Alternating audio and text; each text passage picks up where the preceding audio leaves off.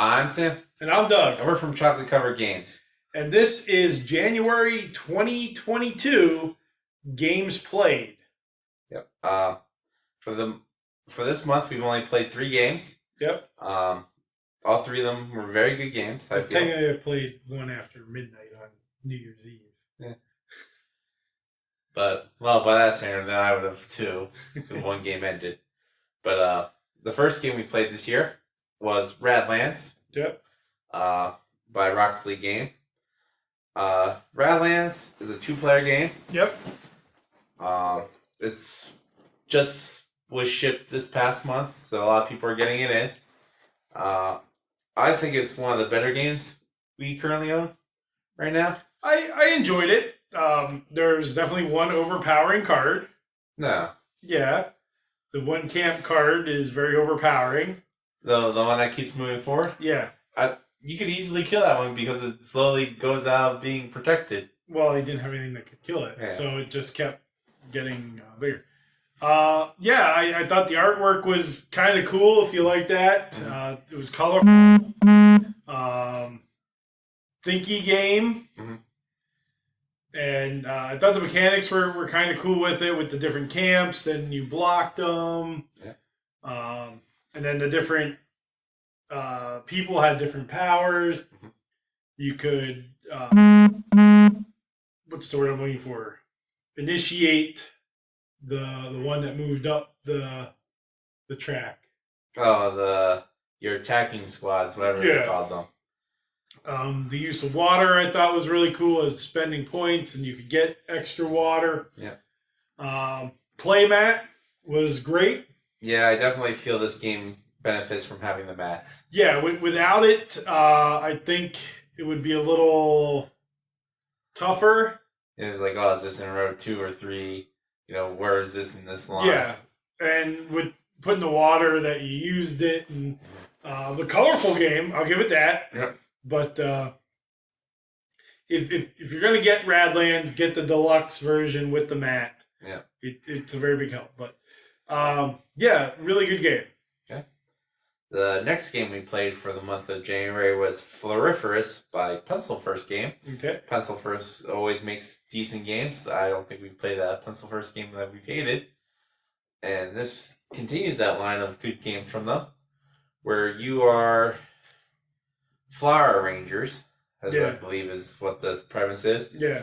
And you're taking different flowers and scoring different ways, but you only score in ways that you take. Well, yeah, because you're walking through the garden, and so in each column, you either take the flower or a scoring card.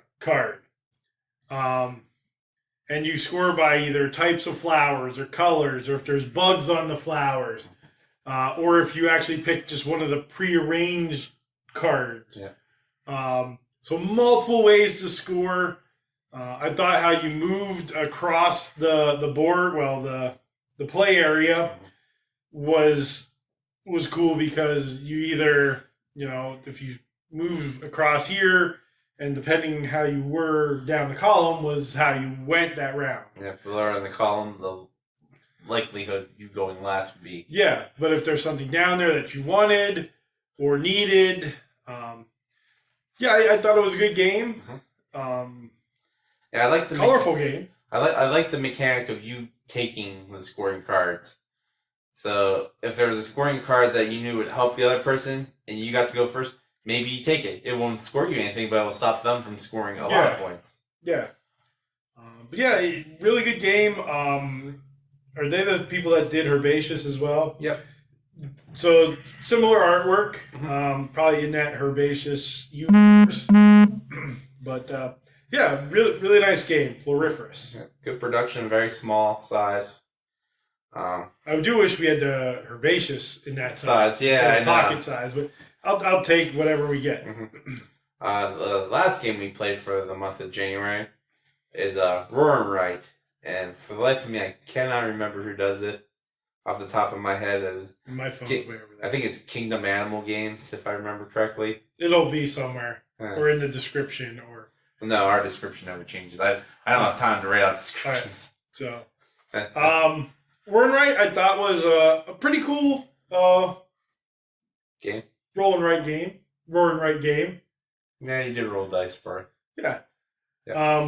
There was the one card we weren't quite sure about. Well, 2 technically. Yeah.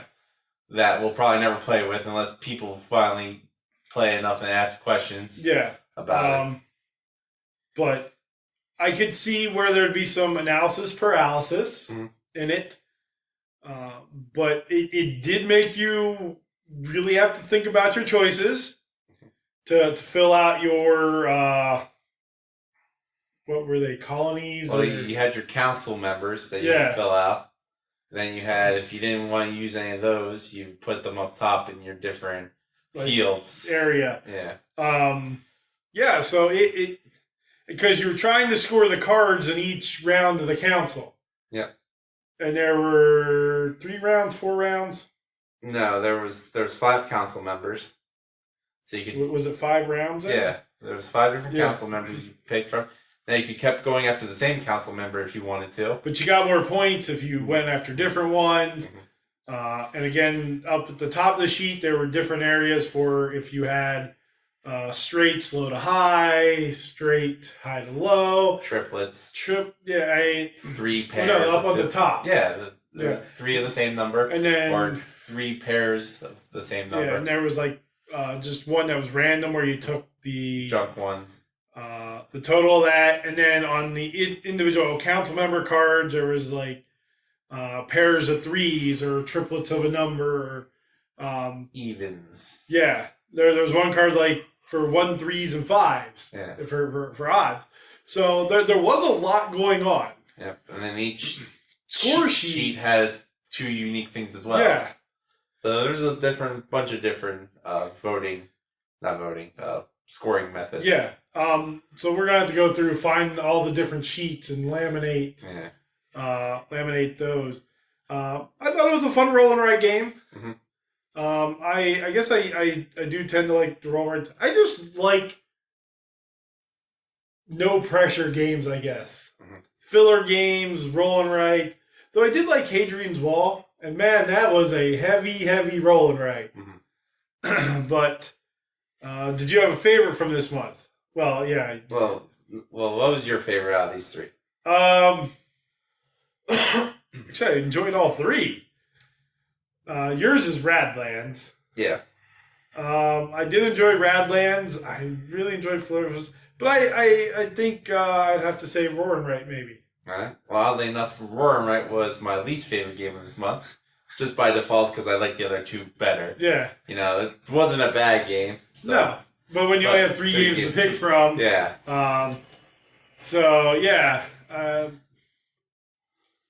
If you've played any of these, let us know. Radlands is the big one out there right now out of these 3. If you have played it, what have you thought about it?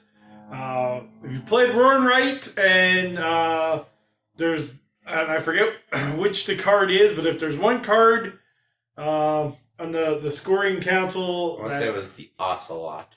I think it was, yeah. Let us know if there was one of the cards that you had trouble understanding as well. What games have you played this month? Hopefully you played more than 3. I really thought with my work schedule this month we would have played a whole bunch, but we really didn't. But again, that's our games played for January of 2022. I think I said 2021 earlier. Well, it's 2022. It's 2022. Yep. So please do like and subscribe, as Doug said. Share the video; it does help. We're about a dozen or so away from hitting 50 subscribers. And we'll come up with something that Tim has to do when we hit that. Well, no, let's wait when we get to 51. It will be different. But with that, thank you again, and stay sweet. I'm Tim. And I'm Doug. And we're from Chocolate Covered Games. And this is January 2022 Monthly Melt. Yep. And this is our 5s. Right. And Tim got to pick this month. So we automatically know my 5 will be the best. All right. Well, hopefully that's true because we have 2 different 5s. I wasn't going to tell you until right now. Yeah. So your 5 are our top 5 games we played last year in 2021. Yeah. Because you always have Game of the Month. Yeah. I always put that little logo that says this was Doug's Game of the Month. Yeah. and I'm always negative. Worst game of the month. So my 5 is the bottom 5 games we played last year. Well, I was going to ask you if you had a bottom game. Well, I have the 5 worst games we played last year. Yep. So you go first because it's my list. Yep. So for me, my number 5 top game of the year that I played last year was Just One. It's a it's a party game. Yes, I was blanking on the word party. Party game. The group we played it with was a group that we used to get to play with a lot. So that made it fun. Just One, you have a card that has different words on it, and then you have a little stand. Person picks which word, basically. The group picks the word, and then the group all gets to write down one word clue. Yep, and if you match with anybody else, you don't get to use that clue. So it was fun. The group, again, the group we played it with, we used to play with a lot, which just helped make that game a lot of fun. So that was my number 5, Just One. Okay. Well, they're not in order on my little thing. Okay. You know, the obvious thing to do with a list. Well, I just jotted it down. So my number 5 for the worst games we played last year was Back to the Future, Dice Through Time. Okay. I've waffled back and forth what to make number 5. It was going to be Who Would You Choose? But I figured that was a playtesting game, so I wouldn't count it. Cause I didn't get to play that. Well, then I don't think by the time it comes out, it'll be the same. So I landed on Back to the Future, Dice Through Time. It didn't work well for 2. Well, there's a reason why everybody's like, play the other Back to the Future game. Yeah. You know, this was just a very boring card mechanic. Oh, I have this card. Now I gotta get to this location. Well, we never got anything we needed to do anything. So it wasn't very fun. No. For 2 players at least. least. I think even with more, it wouldn't have been that fun. It might have been. Yeah. I don't know. It just didn't work well for us.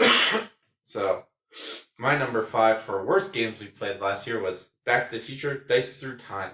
All right.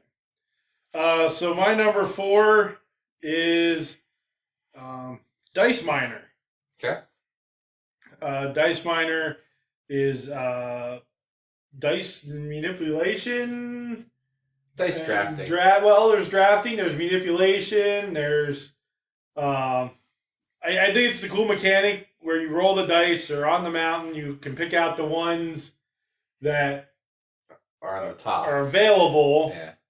But there are ways to pick ones that aren't available and they slide and new ones become available and you keep certain ones.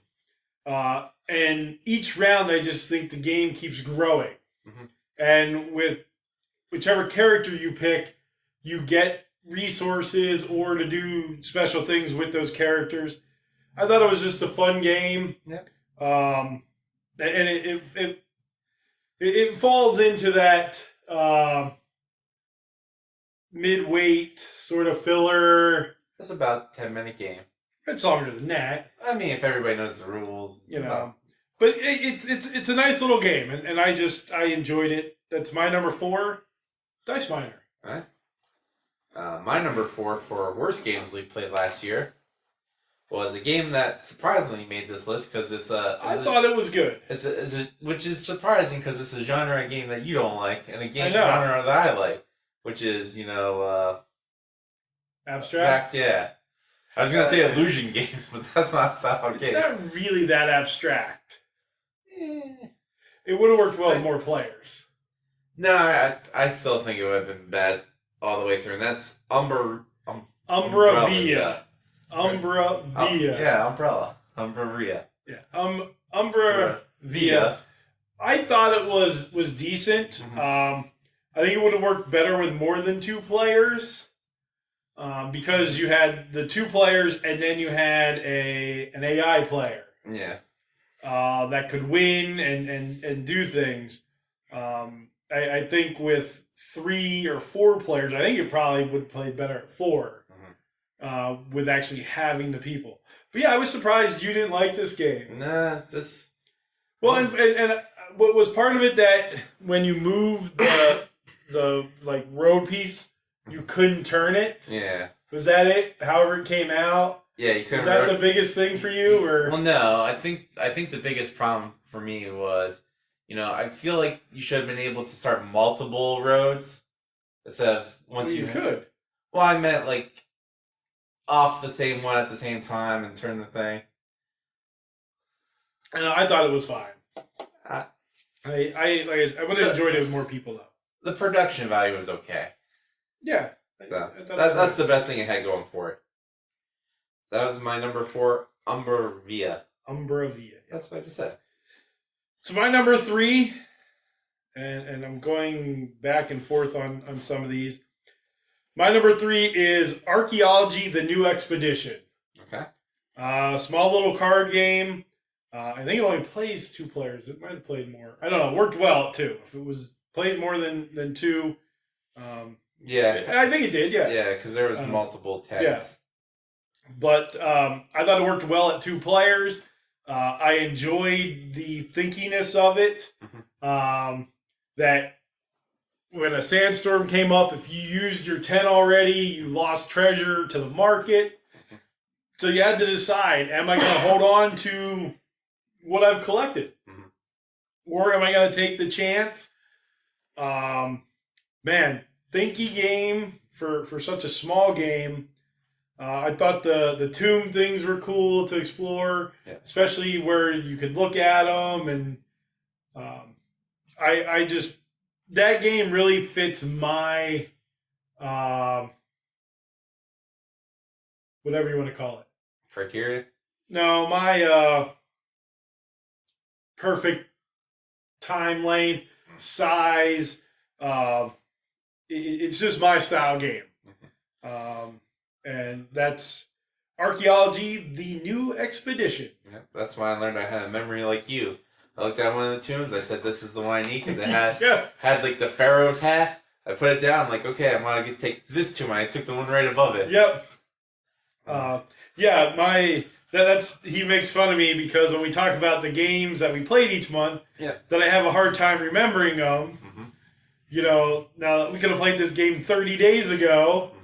I'm supposed to talk about some of these that I might have not played, They should be etched in your head if they're your top ones. And you can remember something you looked at like 3 minutes ago in this game. Now, these ones were easy for me to remember because I hated them so much. My top 3 could have been interchangeable. I had a hard time ranking these of which one was worse than the other. Okay. But eventually I think I came out with a good top 3 list. So my number 3, just barely beating out not being the worst, I guess, by my standard, is La Crosa. La Crosa is the game... It might have been better with 4. No, it would have made the game longer. La Crosa is the game War. War is an okay game, at best. Then you take that, and you add a theme I don't like. Open wheel racing, which... It could have been any racing. It was just they used Indy-style cars or Formula 1 style. Well, the game is, I think, from a European publisher, so yeah, they have F1. They don't have NASCAR. Oh yeah, if it was NASCAR, I still. Well, they do have the Whelen European Series, which is sort of like the modified. Yeah, but still, they don't have that style of NASCAR. Then we didn't even. This game was so bad. We didn't even play a full game of it. We played one round. We barely played one round. Yeah, at 2 players it didn't work because you were playing as 2 players. So there was always 4 players in the game. Correct. Though you were using both your cars... Your deck and another player's deck. You were using your color deck and another color deck, but one of your decks controlled one of your cars, the other deck controlled the other car. So when they came to pass each other... You played both decks so you could manipulate, and which could hurt you, could help you. And then the rules were sort of funky with pulling ahead and falling behind. If you passed 3 cards, your turn was done. And just the way you played the cards in that war style, but you could play 2 cards combined to draft or get ahead. It was very confusing for the size game it was. Oh, yeah. Though the racetrack part was interesting. It was like a Jacob's ladder thing. It spread out, or you unfolded it. That was kind of cool. Yeah, but just terrible game. If somebody asked me to play this again, I would politely tell them no, and then I would like push it off the table to save them the trouble. But I do think that this is a good spot for it. Yeah, I'll be the next two. And I can see your list, and I'll make a comment. So then my number 2. For best games of last year. For my favorite games that I played last year, or best games I played. So I didn't get to play my favorite game of all time last year, mainly because you don't like it. Mm-hmm. But this game here really, at number 2, really climbed my top 100 right away. Game just came out last year. It's huge. We have not played nearly a quarter of it, and that's Marvel United. Okay. I just, for some reason, the first time we played that game, I enjoyed it. I do tend to like co-op games, though, so it makes sense. When it was just the 2 of us, it worked well. I then eventually played with 3 people. It worked well, even though we lost. And we played with 4 then? I didn't get to play with 4. Didn't you? No. Oh, okay. I played with you, and then I played with 2 people at New Year's Eve. Yeah. So, but we haven't even began to dive into all the characters. There's so many characters. There's more coming. I guess you backed the X-Men thing. We haven't got to play with Howard the Duck yet. I'm going to play with Howard the Duck. I think I've only played with the base. Yeah, probably. Game. And I really, really enjoy this game. And I can only see it climbing in my top 100 games. Again, it fits that niche for me where it's not heavy, it's not thinky, it's fairly quick. And I really liked it, and so that's my number 2, Marvel United. Right. My number 2 should be your number 1. No. Yes. I came close to making it my number 1, but my number 2 for worst games we played last year was Last Mouse Lost, which if no one's played it, that's watched our channel. Good for you. 2, it is just a pop-it. It's all it is. Yep. You can go to any store and buy it. Yep. Or a silicone ice tray. Yep. Besides just being a pop-it and not a game, is they missed their opportunity. There is a billion shapes of these pop-its. Yeah. I work at elementary school. I see tons of different shapes.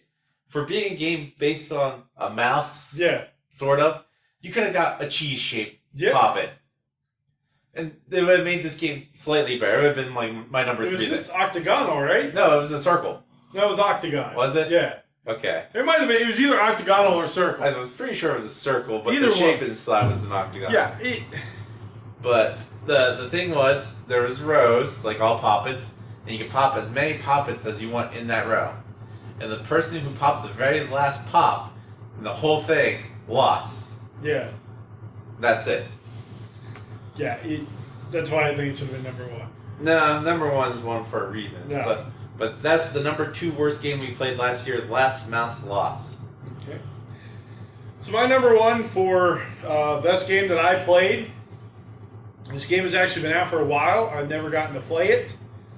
I got it for Christmas. We played it, and I love it. I absolutely love it. Again, it fits all those things for me. And it's a fairly short game. It is somewhat thinky. The only thing is, it is very luck-based to an extent. It can be very swingy because one game you absolutely destroyed me. Mm-hmm. One game I destroyed you. It's just how the cards came out. And that is Seven Wonders Duel. Okay. Because you know the way the cards were in the pattern. There was one game where I was able to get everything I needed, and you weren't able to get anything. Yep. You weren't able to get wood. You couldn't build anything. Yep, and there's no wood after the first error, so I never could build anything the whole game. And I absolutely destroyed you. And in the other game, you won by war. Yeah. Or by military, and I couldn't stop you because I couldn't take any military. Mm-hmm. So you just were able to keep taking military and build that up and win. Yeah. So it is very luck based in that, but it checks all the boxes for me, and again it'll be high in my top 100 for this coming year because wouldn't have made my top 100 for last year. I don't think it did. Maybe it did. I don't remember. It was not on your list. Yeah. So my top game that we played last year, or that I played last year, is Seven Wonders Duel. Okay. And my number one for worst games we played last year, and the reason it didn't, the other one didn't take this spot was, at least in Last Mouth's Lost, you got to physically do something. Press a pop it. This game, Dragon Bits. Dragon Bits. Is it bits or bites that we... I'm sure it's bites. Maybe. But the reason this game was number one worst game we played last year was it was just bad. Like when we were playing it, all I could think while playing is, when will this be over? This is not fun. Oh, we still have one more round? Cool. The round's over. Thank goodness. Let's play another game. Of not this, anything else, everything else. I don't think it's on BGG. I couldn't find. I'm pretty sure it is. I did find out while doing research for this game, it was a Kickstarter from a local person in Harrisburg that got this game successfully funded and another game successfully funded. And apparently a bunch of people we know this person, so I feel bad putting it on the list. I mean, just in general, but it's not a fun game. I must have played that early last year. What, this? Yeah. No, we played this on the last day of the game table. Did we? Yep, this was one of the very last games we played there. The Dragon's Horde was the beginning of the year. Yeah. Now, this is right before Battle Line, which is why I didn't mind Battle Line so much. Considering I do not have that one listed. Yeah. I think there was only 400 copies of this game made, according to the Kickstarter. I mean, it barely reached its goal for the game. But yeah, number one game, worst last year that we played by far. Yeah, it's not on BGG. Yeah, I told you. Why do I not remember this game? Was that the one? Yeah, I know which one it was now. Where you fought, it was like Lost Cities, but with dragons. Yeah, essentially. There's three things in the middle, and you got weapons. And you can only kill the dragons if you equaled the number. You could never go over the number. That's a 7 dragon. Oh, I can make an 8. That would overkill this dragon. Yes. I had to sit here and do nothing. I remember this game. I still think Last Mouse Lost is... No, there you at least have to do this. Here I had to go, 3 plus 5 is 9. No, it's not. My math is bad. Yeah, it was one of those things that as you were playing, you automatically knew right away whether you could... Within the first 2 or 3 cards, you knew if you could win. Yeah. That dragon... Because there'd be rounds where you just sat there and be like, well, I don't have any cards to do anything this round. Well, if it was, a dragon with like 20... Yeah, then you could put something down. Yeah, but if all the cards in your hand only equaled like 8... Yeah. And the other person played like 15 and 2 cards, well, you're never going to beat that before them. They only need a 5, and you need to play more cards to get there. Yeah. Yeah. I do remember this game now. Yeah. It's still number 2 over Last Mouse Lost. No. If you get... Last Mouse Lost is on BGG. So they recognize it as a game. So I think that's what saved it too. Well, did you find any pictures of this game? Through the Kickstarter. Okay, so it will be up here somewhere. Yeah, there'll be pictures of Dragon Bits or Dragon Bites. Yeah. I thought it was Bites for some reason. I don't know. It might be Bites, but spelled like the computer way of Bites with a Y, maybe. Because it was that computery art for it. Well, that would actually still only be my number 3 worst game from last year. Nope. I stand by my list. So then, do you have a favorite game from last year? Nope. That's my 5. I'm not answering that question. Thank you for watching. You can answer. I'm not being tricked into this. Because you saying you don't have a favorite game you played? I love all my games equally, except for these 5. I've disowned them. So I know what your top game is from last year. Yeah. It's Pylos. Well, obviously. Because you love that game. And I didn't play my favorite game of all time last year. And the number 2 game you would have played that was your favorite was probably Trogdor. Nah, that'd probably be in the 5, but not 2. No? But Pylos is your number 1. Yeah. So there, I answered it for you. So you gave 6. Well, actually, technically, I gave more than that because I said I would have made Who Would You Choose my 5. Oh, yeah. But it was a playtest. So there you go. You gave 7 answers. I know. The channel's going downhill. So that is our 5s. Let us know what some of your favorite games that you played last year were. What some of your least favorite games you played last year were. And they didn't have to be new to you. All 5 of my list actually were new to me. Again, a lot of people play new games, and you tend to find games you like. Mm-hmm. And for the worst games, those are all new to us too. Well, yeah, we were going to go back to them after. Yeah, so it was just sort of that thing where those games that we're comfortable in, we play somewhat often. Mm-hmm. Not often, but you play more than once or twice. Mm-hmm. I guess they're just comfort games. Yep. But yeah, so again, leave in the comments your 5 favorite, your 5 least favorite if you have them. Like and subscribe to the channel. Leave a comment. Well, you did say about leaving comments down below. Check out the other videos. Doug's Top 100 came out in December. My Top 100 just finished today as we're filming this. And my 100's better. Mine's more intriguing because you never know what numbers you're going to get. Yep.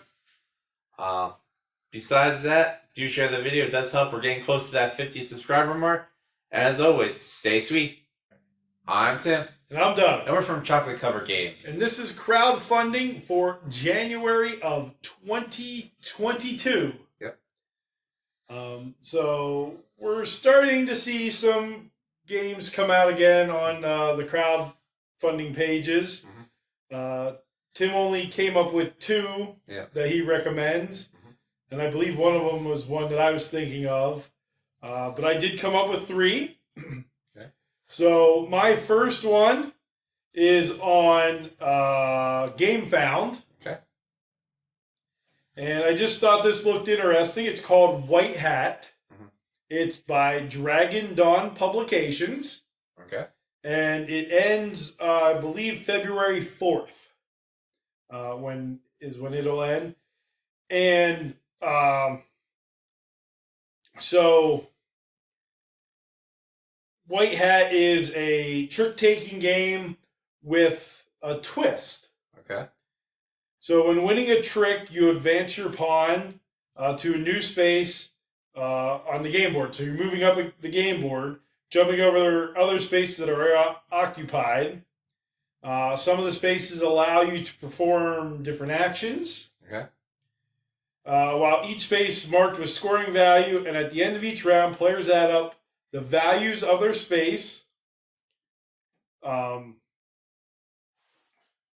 with their pawn to their score.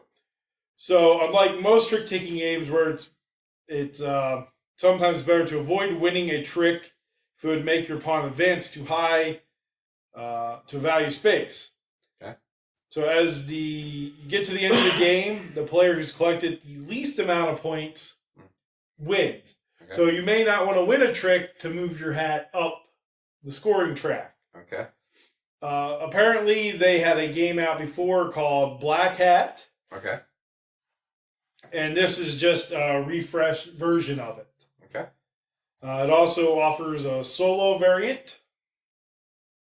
The game components are language independent. The rulebook has multiple languages. They do have stretch goals, I believe, that some have unlocked. There's a dual-sided game board with different locations. Okay. I just think it looks pretty cool. We both like trick-taking games. And it has funded. All right. And let me see here. If I can tell you how much it cost to back.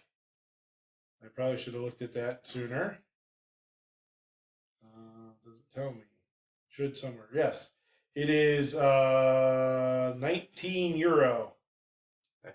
It's like 29 American. Yeah, it doesn't tell me the American amount. Okay. Um, I don't know what the conversion rate is. I'm just making it sound more expensive. So it's €19, whatever that is American.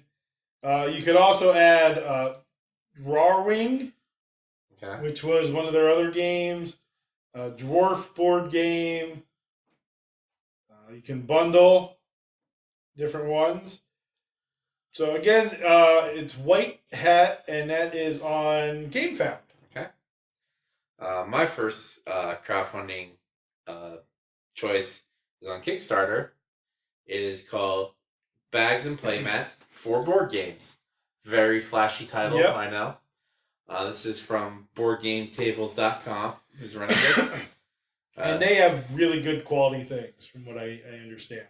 This ends February 10th. They've just got their 4,000 backer since I've opened this page. It was at 3,999 a couple seconds ago. They're boasting new colors, new sizes for their playmats, and they say that this will ship out in March, so quick turnaround. Yep.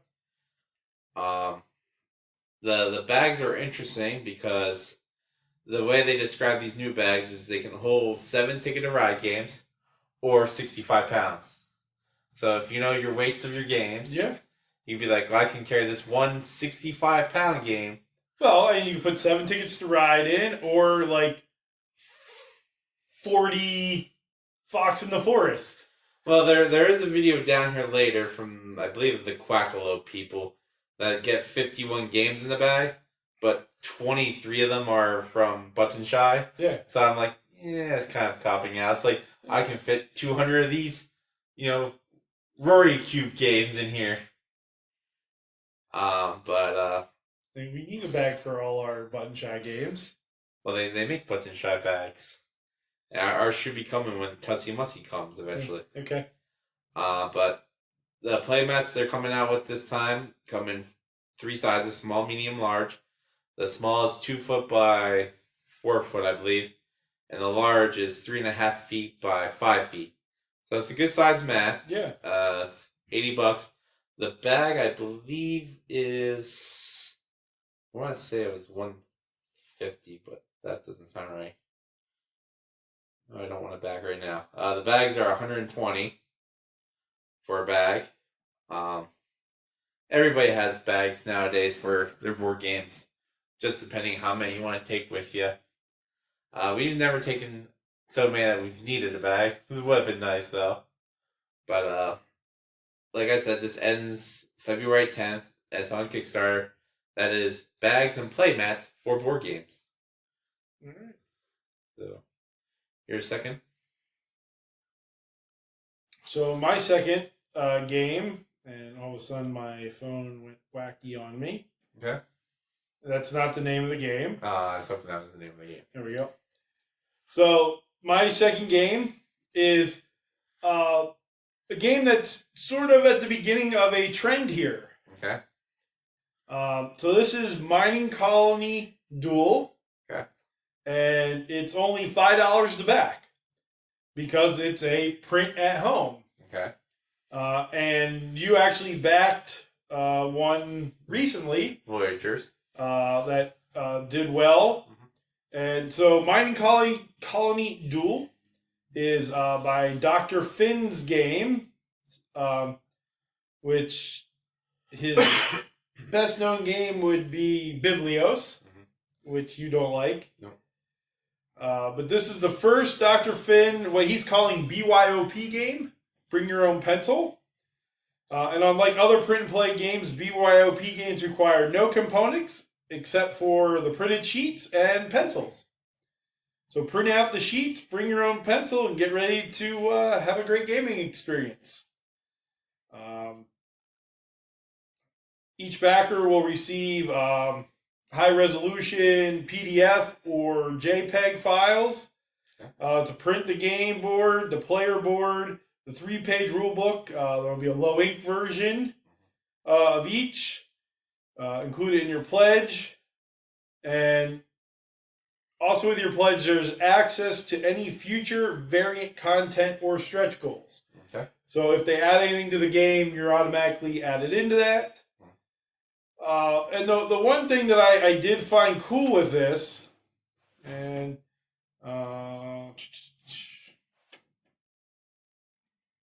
it was if he reached so much money, and I believe it was if he reached $10,000, he'd make another game of this size. Okay. I believe that's what it was. If you know, or if you take a look at this, you'll see it's somewhere. And sorry, I can't find it right off the top here. At every $2,000 pledge, a new variant will be added, as is rewarded. So at this point, it has reached 3,000. So there should be a new variant. Every 10,000 pledge, a whole new BYOP game will be created. Okay. So unfortunately, right now they're only at 3,808, but they have met their goal for this game. Okay. $5 game, quick, simple. I think we're gonna start seeing a lot of this style come to your crowdfunding, because $5, and as soon as it ends, you can get the game. So that is Mining Colony Duel, a BYOP game by Dr. Finn, and it ends on February 6th. Okay. So $5, check it out. And my last game for this month's crowdfunding is Adventurer's Guide to the Bible for 5e. This is from Red Panda Publishing. Is their first thing they've made for Kickstarter. And they've just hit the milestone of 1,000 backers, so that just switched over in a little bit of time here. It's an interesting concept of bringing the 5e rule set for role-playing games into a biblical world. It does say at the top that it is good for a campaign for level 1 to 10 characters, so it does not go to a 20 level character. One of the funnest, funnest, it's the word, thing I found about this Kickstarter is both, it used to say 6 subclasses, now they're boasting that they've added a 7th. It goes Barbarian, Cleric, Wizard, Fighter, Bard, Druid, and the new one they added, Bard. So they've added Bard again to something they've already had Bard to. Well, maybe it's a different Bard. Yeah. But... we know a group called Two Bard Party. Maybe that's what they're going with. Yeah. It looks interesting. I don't know if I would ever play this. We don't play D&D. Well, I used to play Pathfinder. I loved playing Pathfinder. Well, would this fit in the Pathfinder thing? Is that what the 5e system is? But I'm not a role player game person. You know, it gives you essentially it gives you a bunch of non-playable characters that they've just taken right from the Bible, and it's like, oh, you just happen to wander across so and so, and you're like, okay, and then you keep going with your own story. So I think... No, I do wonder if we're going to start to see more of this theme in some games. Bible? Because Ark Nova came out, and it's pretty popular. I just saw one, I think it's called The Flood, which is about building the Ark, I believe, and surviving. I saw a little promo thing about it. So I wonder if we're going to start to see some more... Well, it is an on-owned IP that you can use. Because there's, what is that, Sola Fidel or whatever, Sola Fidei? The one where it's the... I know the cover, I don't know what it's called. But, you know, I guess it'd be interesting for all those kids in Bible school that wanted to play D&D, and the church is like, no, but here's your close approximation. It works. I guess. Be interesting how to see you resolve. Now, I wonder, do you put it in like the Pathfinder universe or the D&D universe? Or No, is this its own universe? It comes with a book. Okay. An adventure book. And it takes place in Egypt, as I recall. And the overarching story is somebody killed Cleopatra. Okay. And then you go on a bunch of missions from there. And how much is this for the... It is... For the digital world map, just the world maps itself is $9. You need more than just the map. Well, if you just want maps, yeah, you can get for $9. For the digital book is $25. That comes with the adventures book and the maps. Skip the retailers level. And for everybody else that wants the physical version of the book, is $45.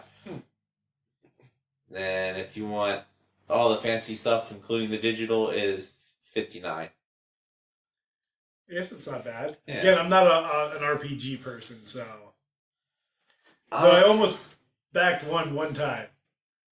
Yeah. It was the person out of York that did like the humanoid animals. What's that called? Anthropomorphic. Yeah. I mean, I think this would be fun to get and just try to run our church, but we don't have anybody that I think would play. And I think if I would play it, I'd be a terrible player for this game because I'd become one of the people that's known as a murder hobo. Yeah. That just murders everybody. I'm like, ooh, here's a cool NPC to learn about. And like, I'm not learning stab, but he's an important person in the Bible, and I just stabbed him. So once again, that was. I guess scroll back up to the title here because I already forgot it. The Adventurer's Guide to the Bible for 5e. Okay. And that, I guess I should tell you when you have to back until February 5th. So get on that, people. All right. So my third one. Well, the final one for this video. Yep. Is Hens. Okay. And that it's out now, of course, on Kickstarter. Okay. It ends February 21st. Okay. So you've got plenty of time. And it is by Little Rocket Games. Okay. Who, let's see. I believe this is like their big one. They did Blue Collection and Rune Reprint and Micro Expansion. I don't know either of So those. yeah, I didn't think I recognized anything that they did. I like the artwork on this. Okay. It's pretty cool. So in Hens, you are a hen breeder. Okay. In each round, you'll play a hen card from your hand, trying to create a harmonious barnyard with different hen breeds. Okay. Now, we grew up on a farm, but we had cows. We didn't have chickens. Yeah. So you basically the way you play, you shuffle up the cards, deal 4 to each player. They each get a rooster token. You each get a gold card. Okay. And then you draw 2 cards, build your barnyard by placing your cards in a grid of 3 columns by 4 rows. Okay. Or in a grid of 4 columns by 3 rows.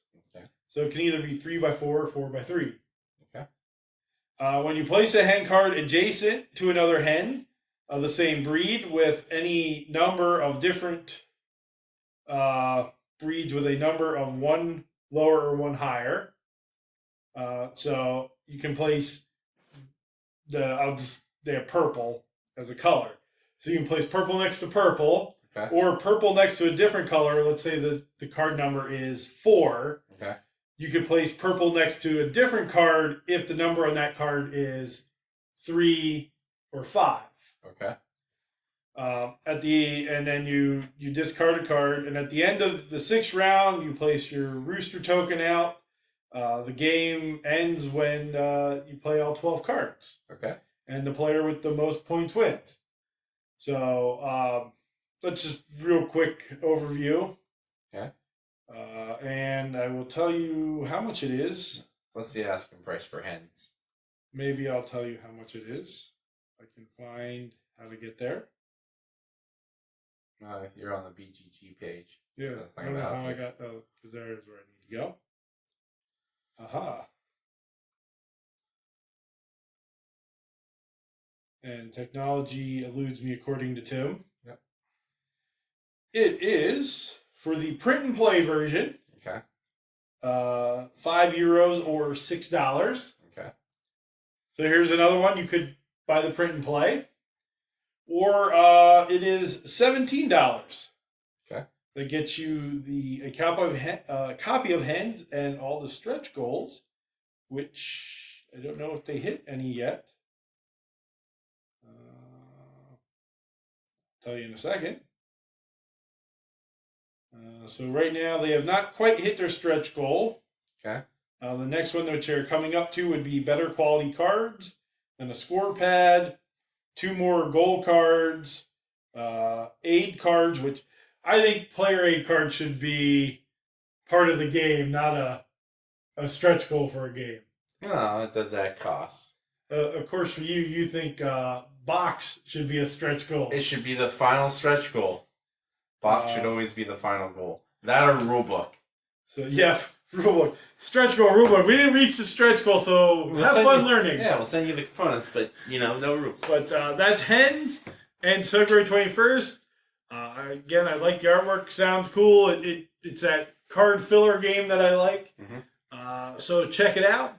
If you're backing anything on GameFound or Kickstarter, let us know in the comments. I know right now there isn't a whole lot out there. I do know that there are a couple big ones. Mm-hmm. Neither one of us picked the big one. Nope. Which is Marvel Zombies. Yeah, Zombicide Marvel. No, I'm sure it's Marvel Zombies. Whatever it is, which has raised like $4 million or something already. Yep. Where the price of the game plus the shipping is ridiculous. Yep. To at least to me. Well, $300 shipping is pretty normal. Are you backing that? No. I don't like Zombicide. I played it twice, and both times I never played it. I figured you'd want just a big Galacticus. I like the only good figure that's in there is the Iceman one. That's what everybody says. I have not really looked at that because it is cool. Because mostly when he flies, he shoots off with ice beams behind him. Yeah. The ice beam he shoots off looks like a skull eating him. It is cool. That'd be if you could just back it for one sculpt, I back it just for that sculpt. Everybody really loves the what's the huge one? Galactus? Yeah, because you can change heads. I thought because you were gonna say it's the size of a human baby. Well, that thing is massive. At like 3 feet, 80 pounds. And the shipping for that alone is super expensive. Yeah. So that's a big one. If you're backing that, let us know. Let us know what you sold you on that. Mm-hmm. And it's awesome if you back that. And another big one out. Neither one of us mentioned is the Dice Tower. Their annual. Well, I try not to promote other channels on our channel. It's a bad look for us. Makes us seem incredibly desperate with our 38 subscribers. Well, wait till we run our Kickstarter crowdfunding. Yep. Crowd surfing. Once again, campaign. Different channel. But that's a big one. Mm-hmm. And the other big one for me, I had to look up the title because all of a sudden it went out of my head. Purple Haze. Yep. I've heard a lot of things about that. The GameFound platform. That actually would probably be my fourth. Actually, maybe my third until I found Hens, which fits all my things. But man, Purple Haze looks cool. Mm-hmm. It's sort of a story-driven war game. Vietnam War game. I was gonna say Civil War, but different war. Couple decades off. Yep. But again, if you're backing something, let us know. Let us know if there's any games on any of the crowdsourcing pages that you think look awesome. Mm-hmm. And with that, this was our crowdfunding. There you go. Nailed it. For January of 2022. Yep. Stay sweet. I'm Tim. And I'm Doug. And we're from Chocolate Covered Games. And this is January 2022 Off Topic. So this month, I got to pick Off Topic. And as always, Tim thinks I didn't think about this. Not in the slightest. I was just using a random topic generator and giving him some options. And I said, well, we should do a lightning round of those. Yeah. But I've actually settled on something that is happening this weekend. And it's pretty big. Okay. So we're going to talk about wrestling. Okay. Professional wrestling. Because it's the Royal Rumble. Yep, it's Royal Rumble weekend here. And we both enjoy wrestling. I have since I've been little. Used to go to it all the time when I was little. You did as well. So, with it being Royal Rumble weekend, who's your pick to win? For the men's, I have Kevin Owen. Okay, and why? Because I feel they have no plan on who should win, and he would be the safest bet that they could just put into a program. Okay. Plus, he just re-signed for a lot of money, so you might as well get use out of him. Man, who do I think will win? I think I'm going to go sort of along those same lines, but I've seen a lot of people online say this guy. Johnny Knoxville. No, not Johnny Knoxville. AJ Styles. Okay. Again, because I think they can plug him into a program, whether it be against who are the champs? Roman Reigns. Yep, and Brock Lesnar. Yeah. He's not going to face either of those because those two will end up facing each other somehow. Yeah. Because WWE loves to give that match again and again. Yeah. I just don't see any. Out of all the people in it, I just don't see somebody working a program with either one of them. No. I really haven't looked at the whole list of entrants, and of course, there's always surprises that never do well, except for 2 years ago. When Edge came back? That was last year. Edge won. Yeah. Where Edge came back and everyone was like, oh, that's great. Yeah. You know, why ruin Edge? And he won, right? Yeah. Now, non-logical pick. Like, just... I don't even know who's in.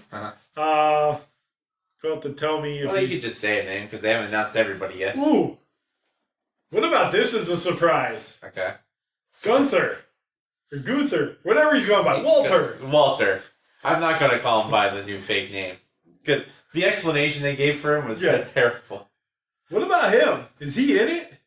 They think he could be in it. It'd be nice if he was. Tell you what, because of his size and speed, that would be, but he's not going to win. He'll be out right away. He's a 24/7 champ in the next month. I think he could, he has the look. Yeah. That they like. My pick, if I could... Is Johnny Knoxville? No. I would love 1 year for them to get celebrity just to see how enraged people get. Vince won 1 year. He wasn't a celebrity. Well, still. Yeah. Plus, actually, he fit a story arc for once. Oh, yeah. No, a person I would want to see win that would take it by left field would be Dominic Mysterio. That would be out of the ordinary. Just a random guy who's in a tag team. You know what? Young. That wouldn't surprise me. Because Ray has won. Yep. So it would not surprise me if 1 year that Dominic would win, so they can promote father-son winning it, and especially because Ray is still wrestling. Yep. But, you could go with the thing where, because a lot of people are expecting Seth Rollins to beat Roman Reigns to take the title. Dominic Mysterio's had a program with Seth Rollins in the past that you could build that to WrestleMania. You could build a star, a new one, Dominic Mysterio. You can promote the video. Now, what do you think of his work in the ring? He's better than when he used to be. Well, hopefully as you... There's people that don't get better. Yes, that is true. But... The thing is, you always want him to be better because you're like, oh, that's Ray's kid. Yeah. So you expect him to be great. You expect him to be Ray. Yeah. which is unfair to him. Yes.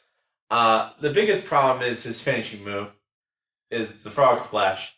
And There's Eddie. Well, yeah, but the problem with that is there's somebody in the company that does a 10 times better one than him with Montez Ford. Yeah. So he should not do that. He should do something else.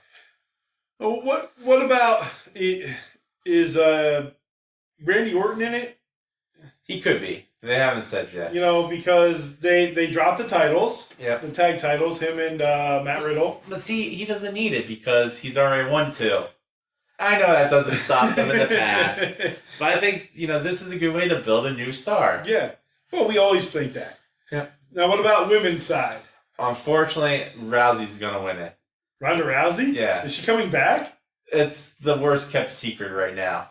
See, I don't follow enough because I don't get to watch Monday nights. Yeah. I tend to... Well, no, it's not the worst kept on, the television. I mean, the behind the scenes. Well, I don't watch a lot of that, but I still don't get to see a lot of Monday nights because I have fire department training, and I don't catch a lot of Friday nights. I mean, apparently the way they figured it out is she has her own makeup team, and they've reported into St. Louis. And I'm like, wow, that's impressive. People can recognize your makeup team. But yeah, that would be a bummer. I don't think she needs it, the win. No. I mean, I could see them giving it to her. That way it's in the record book. Oh, Rousey won the Rumble. Yeah. I mean, I figured this would probably be her last. Now, who would you like to win? Well, Banks is injured, so it can't be her. I would give it to Bayley. Bayley? I think she'll come back from her injury, and, she didn't get to be in WrestleMania last year for some reason.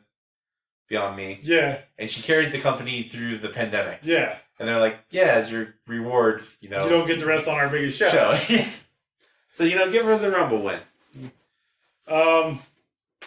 Yeah, I did know that Ronda Rousey was coming back. I did know that Sasha Banks was hurt. I did see that. My thought for the winner would be Bayley. Mm-hmm. But the person I'd like to see win is Nikki ASH, which is a stupid name. Dumb gimmick. It's better as Nikki Cross, crazy person. Mm-hmm. Though I guess they are turning her heel. Yeah. Because her and her partner, which was... Rhea Ripley. Yeah, I guess she turned on Rhea Ripley. Mm-hmm. Is there anybody from NXT you think will come up women's-wise? Or men's... what about men's... Both. Who do you think will be surprised NXT people coming up? The NXT names I can see is Walter. Yeah.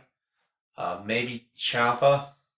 He's been there forever and has never got the... Well, he doesn't want to go up to the main roster. Doesn't he? Well, no, because he figured the main roster would ruin him. Yeah. So instead they just ruined NXT. He doesn't have NXT. Johnny Gargano there anymore. So, maybe Pete Dunne, because they've been working some dark matches. Okay.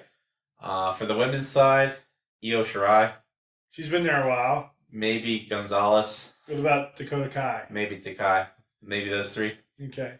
My fantasy pick, like Dominic was for men. Yeah. My fantasy pick for women that I would love to see win would be Mickie James.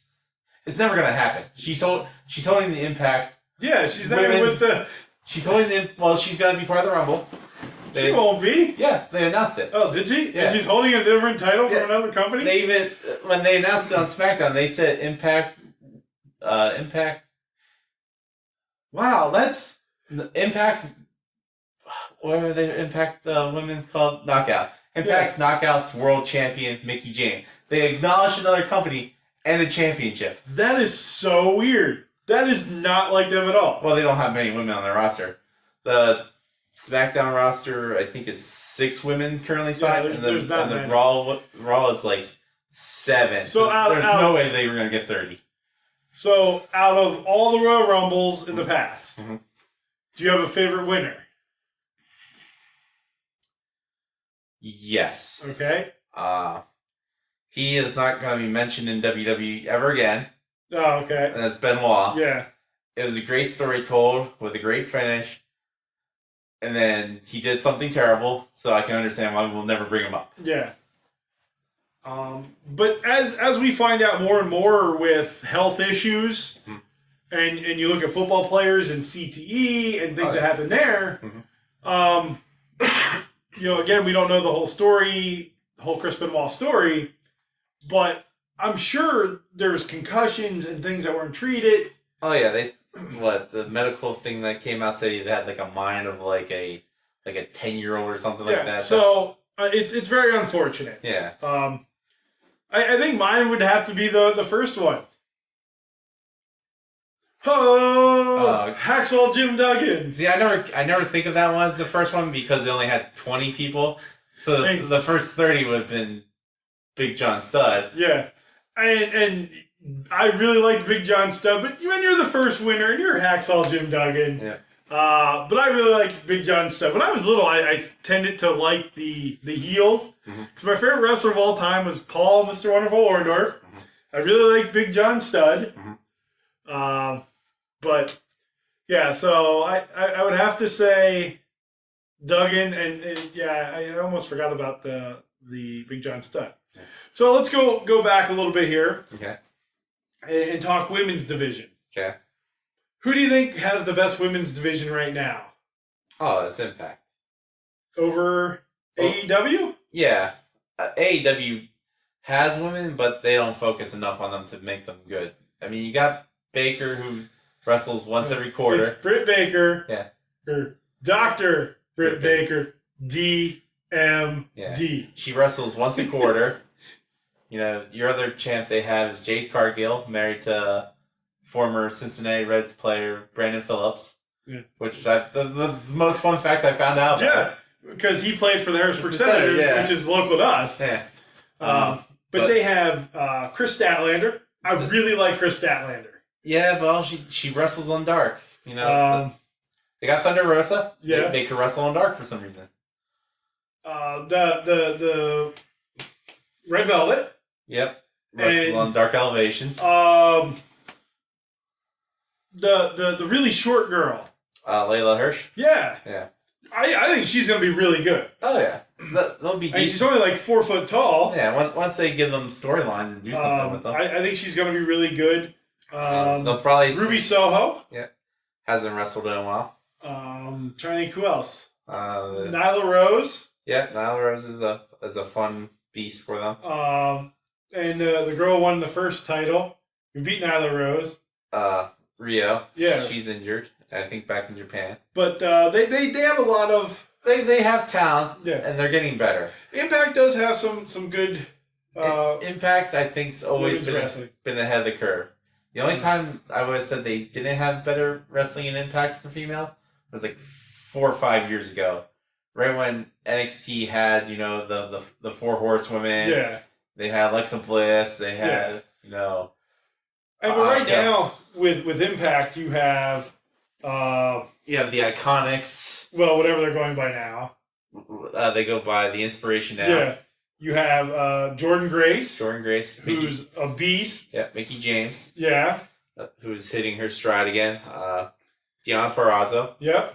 Who's great. You have, I was going to say Decay, but that's the name of the group. Yeah. It's Rosemary and I forget the other girl's name now. Havoc, yeah. Yeah. They do have a really good group. They focus on their women. And I did see that ROH has invaded Impact. Yeah. They're staying alive. Until they come back in April. Yeah. And I believe there's been a couple there. So out of all the different promotions, so let's look, what's your favorite men's roster? I gotta say AEW's taking it now. AEW, yeah. I mean, especially since they just got Danhausen. Did he actually sign there? Yeah. Yeah, Tony Khan put out the thing. That he signed. Danhausen is all elite. I don't know a lot about him. He seems like a cool character. I've got to catch up with him. He's very nice, very evil. Yeah. Pay him a sack of money. It's not everybody should get paid. But with, I like Orange Cassidy. Yeah. I'm a big Orange Cassidy fan. Adam Cole, baby. Yeah. You throw CM Punk in there now. Jungle Boy. Oh, yeah. Young Bucks. MJF. I know the guy comes off as a jerk, but man, can that guy play that gimmick. I don't know if I've ever seen a better Heel. jerk heel than MJF. Mm-hmm. And he carries it everywhere he goes. Yep. I mean, your top champ's a babyface that people actually love, and Adam Page. Yeah. Hangman Adam Page, Private Party as a tag team. Oh, their tag team division's best out there. FTR, man, I can't go wrong with FTR. Lucha Bros. The Lucha Bros are the only team I've ever watched where I swear every move they do is literally going to kill or hurt the person. Everything they do just looks so impactful. But yeah, AEW is just killing it. I would agree that I love their to me their roster top to bottom is the best. You know, John Silver and the whole Dark Order. Yep. Johnny Hungy. Yep, and they're starting to do better numbers thanks to, oddly enough, Big Bang Theory and women as their lead-in show on TBS. There we go. I think they said they've overtaken the market for women viewers now, thanks to the Big Bang Theory being their lead-in. So then, out of all the promotions, what do you think is the most underrated promotion? And theoretically, you've got WWE, AEW, TNA, or Impact. Yes. It hasn't been TNA for years. You got Game Changer Wrestling, which is coming in hot. NWA. Which I think will grow again now that they're back to just on YouTube. Yeah, well, they're on YouTube and Fight. Yeah. But they're no longer behind a paywall. Yeah. Which will help them. I think Game Changer Wrestling is going to be the... Is that the pizza cutter one? Well, it's had a pizza cutter incident, but yes. Yeah. I guess in this month's Wrestle Crate, one of the things somebody got I saw online was a Matt Cardona pizza cutter. That's pretty great. So what is your underdog one or your underrated promotion? I would say Game Changer, but people are expecting a lot of great things from them. So I'll go MLW. Okay. Yeah, a lot of people forget MLW. Yeah. I loved when Tony Schiavone was there. Yeah. It looked like he just did not care. And do they still have a La Parka? I don't think they have any current La Parka. I know that I think most of the one passed away, or because he injured his neck. Yeah. But MJF came out of MLW. I like NWA. I enjoy that. I think it's fun because it's that old school 70s studio audience. And, you know, they've got Trevor Murdoch. They've got Aaron Stevens. They got Fandango. Which his character is... I don't know if he would act like that the whole time. It'd creep me out, but it'd be cool to hang out with. Yeah. But I just think they're underrated. I don't know if Shikara has come back at all. I think they've ran a couple shows. I enjoyed Shikara, the one show I got to see of that. Now I will say, if you're a pro wrestling fan, the one you should check out is Wrestling Pro Wrestling. Wrestling Pro Wrestling was the one. They think they're still running shows. Wait, is that the one that has that guy? That never narrows it down. The Jarvis, what's his name? Jarvis Gentleman Jarvis? Yeah, Gentleman Jarvis Cottonbelly, is that his name? I don't think he's ever wrestled there. No. No. Wrestling Pro Wrestling is like Memphis wrestling from like the 70s.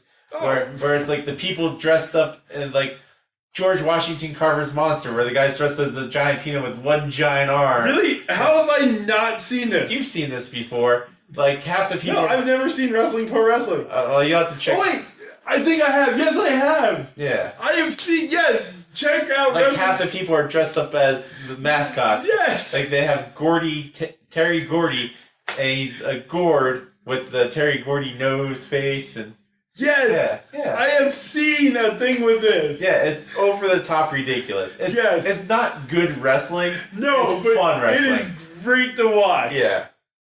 It's not taken seriously. No. And they don't take it seriously, which makes it great. Yes. I have seen a couple videos of that.